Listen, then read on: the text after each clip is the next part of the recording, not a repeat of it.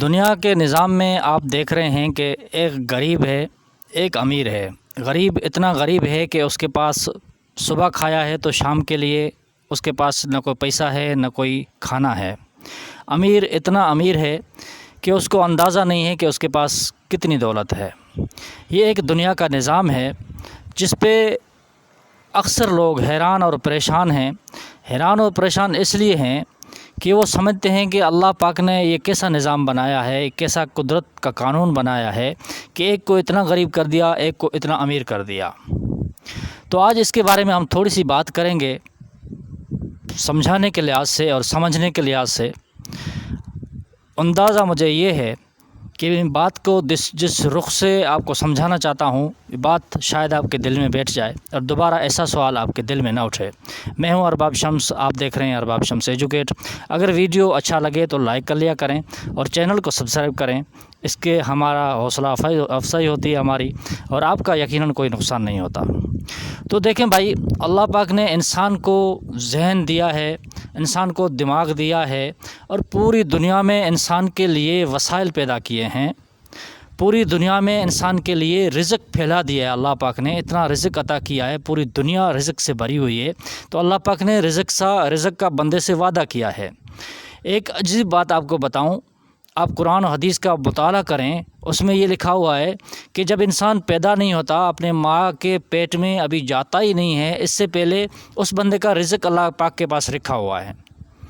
تمام انسانوں کو پیدا کرنے سے پہلے اللہ پاک نے تمام انسانوں کے روح پیدا کیے تھے۔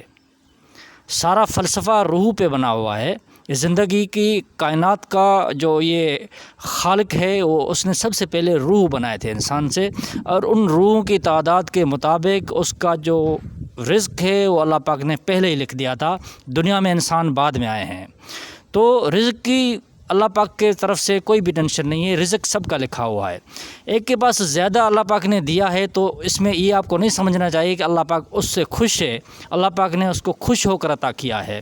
اللہ پاک جس کو رزق زیادہ دیتا ہے، ہو سکتا ہے اللہ پاک اس سے ناراض ہو کر اس کو رزق دے دیا ہے، اور ہو سکتا ہے کہ آخرت میں اس کا کوئی حصہ نہ ہو، دنیا میں جتنا بھی اس کو عطا کیا ہے بس اس کی دنیا ہی ہو۔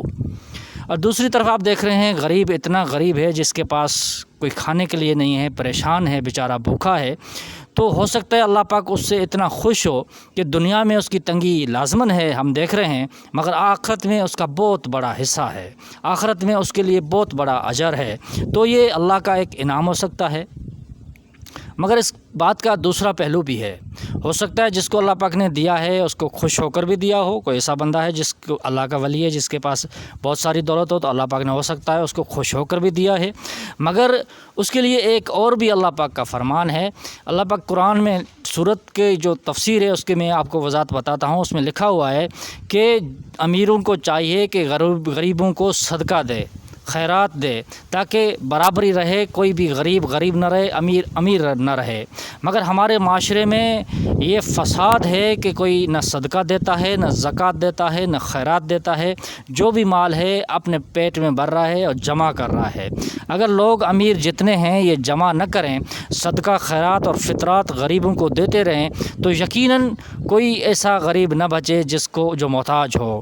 مدینہ کی گلیوں میں، مکے کی گلیوں میں ایسے مثال ہزاروں دفعہ ملے ہیں، ایسے بہت سارے مثال ہمارے تاریخ میں بھرے پڑے ہیں کہ کوئی لوگ ایسا نہیں ملتا تھا جس کو زکوٰۃ یا خیرات دی